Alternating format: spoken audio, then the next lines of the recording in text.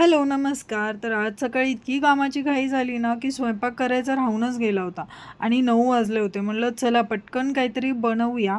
कद्दूची भाजी खायला सगळेजण नाका मुरडतात. म्हणून म्हटलं चला छान असे कद्दूचे धपाटे बनवूया.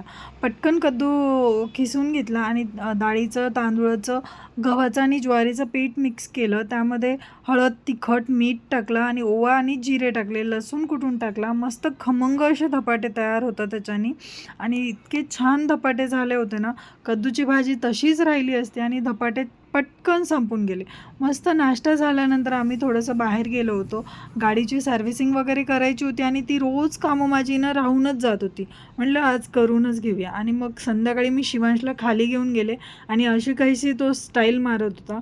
मग सर्व्हिसिंगवाली गाडी घ्यायला गेलो तेव्हा इतकी रोषणाई असं वाटत होतं, किती गर्दी आहे रस्त्यावर आणि संध्याकाळी खूप कंटाळा आलेला होता. म्हटलं चला छोटीशी पिझ्झा पार्टी करूया आणि सगळ्यांनी मस्त पिझ्झा एन्जॉय केला आणि शिवांशचा फेवरेट होता. चला भेटूया, बाय.